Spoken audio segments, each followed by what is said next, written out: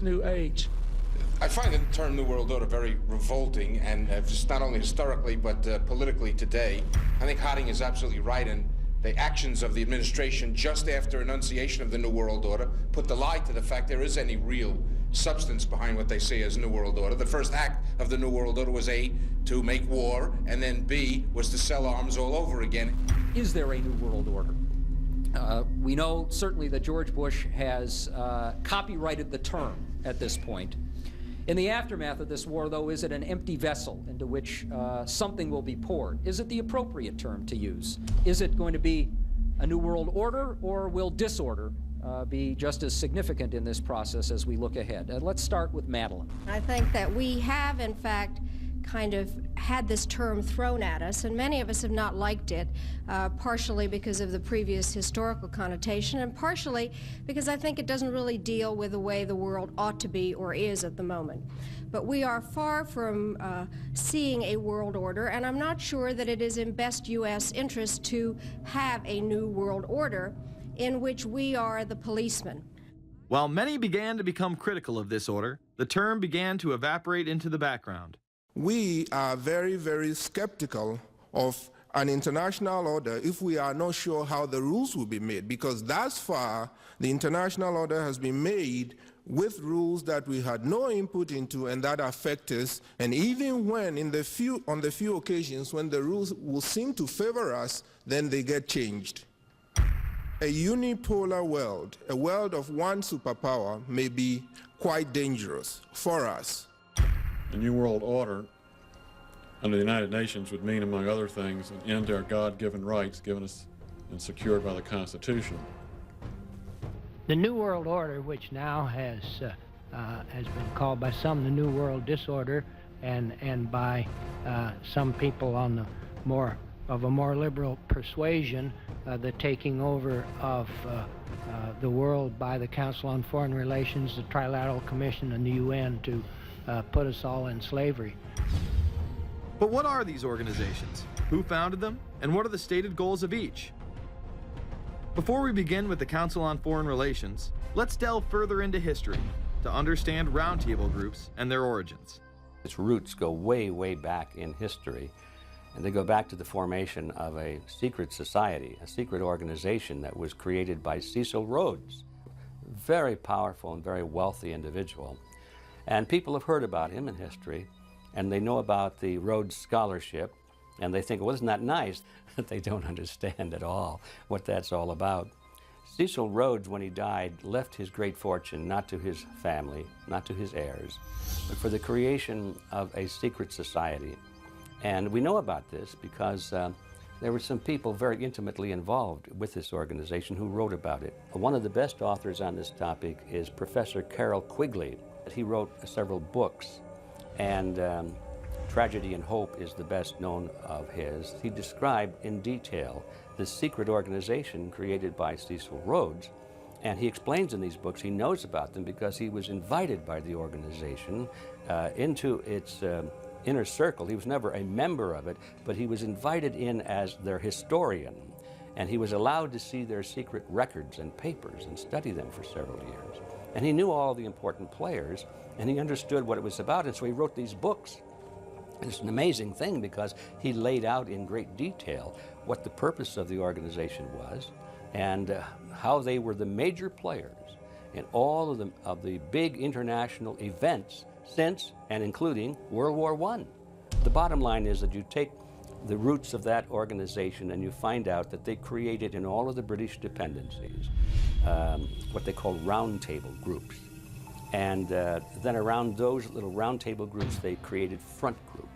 And the purpose of these front groups and roundtable groups was to penetrate into the governments of all of these different countries, to penetrate into the media centers, to penetrate into the educational systems. In other words, to penetrate into the social fabric, the power centers of society, and literally take them over from the inside without anybody being aware that they were controlling influence. After World War I, the International League of Nations arose as a precursor to the United Nations in 1919, under what seemed to be the vision of President Woodrow Wilson and his 14 points.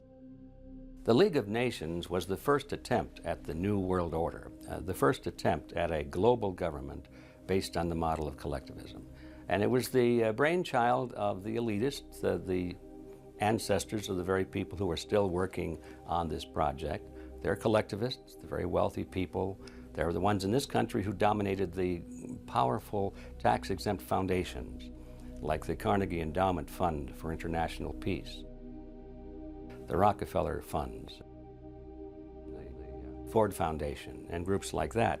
These people were on record, even way back then, that they had to have a new world government, and they dreamed of that being embodied in the League of Nations. And they were solidly behind it. And that was one of the reasons those people encouraged the United States into World War I, was because of the crisis of World War I, and that would also condition Americans to thinking of making big changes in their system, because we certainly don't want another war like that, do we? There's that fear angle again. And they thought, well, by being in World War I, then we would be a major participant at the table to carve up the world and create a new world government. And that was to be the League of Nations. Well, what happened to it is that the American people didn't really go for it. Wilson was aware of the elite and their control over society. In his book, The New Freedom, published in 1913, he discussed such a group. Since I entered politics, I have chiefly had men's views confided to me privately. Some of the biggest men in the United States, in the field of commerce and manufacture, are afraid of something.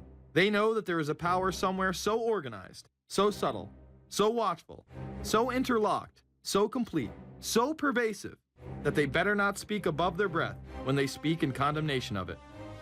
Ultimately, this insight did not spare him from becoming yet another puppet of the global elite.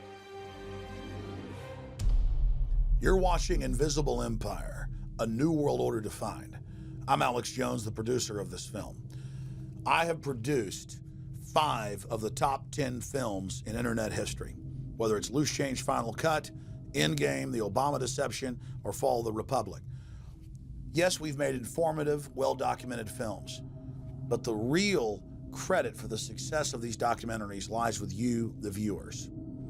My friends, Invisible Empire is so important for people that need a crash course in the history of the ruling class and what this establishment is setting up. Please support the filmmakers so we can make future documentaries. Visit Infowars.com. Purchase the high-quality hard case DVD that has over 30 minutes of expanded extras. Make copies of that because it's the best quality available. Give it to everyone you know. Have public showings, whether it's the library, a local theater, or your home. Get it out to everyone you know. Get a PrisonPlanet.tv membership. Download all my films in high quality. Burn them to disk and give them to everyone in your community. If we expose the globalist, there's no way they can carry out their hellish plan. The destiny of this film is in your hands. You've made our previous films incredible successes. I'm counting on you now. So again, Infowars.com to get the DVD or call toll-free 888-253-3139 or see them all in incredible high quality at PrisonPlanet.tv. The ball is in your court. PrisonPlanet.tv is a better tool than ever in the info war. Over 6 years of my radio and TV shows, all my films in super high quality, my book, Paul Watson's book, all there, 15 cents a day. Your support of PrisonPlanet.tv empowers the resistance to unlock minds worldwide. In all of the British dependencies, these organizations, the front groups, were called the Royal Institute for International Affairs. In the United States, they chose a different name. They chose the Council on Foreign Relations, but it held exactly the same relationship to this inner society of Cecil Rhodes. Among the charter members were W. Averill Harriman of Union Banking, then President of the United States Woodrow Wilson's main advisor, Colonel Edward Mendell House, John D. Rockefeller, the founder of Standard Oil, banking mogul J.P. Morgan, and prominent bankster Paul Warburg. Well, the Council on Foreign Relations exists today. It's probably the most powerful single organization in America. Many observers, including myself, believe that it is the hidden government of the United States. These people are not elected to office, and most Americans don't even know who they are. but they are holding all of the important positions in society. There are only about 4,000 of them in the United States, but I don't care what organization you want to look at, whether it's government, or whether it's the universities, or the large media centers, or whatever it is. You look at the people at the tops of those organizations, the owners, the managers, the CEOs, the board of directors, and I'm going to say probably 80 to 90% of the great power centers of America are dominated by just those 4,000 people who are members of the Council on Foreign Relations. Throughout its history, it would contain extremely influential and powerful individuals in finance, business, media, and politics. Former presidents of the United States include Richard Nixon, Gerald Ford, Jimmy Carter, and William Jefferson Clinton. Currently, Barack Obama claims not to be a member, but has spoken in front of the Council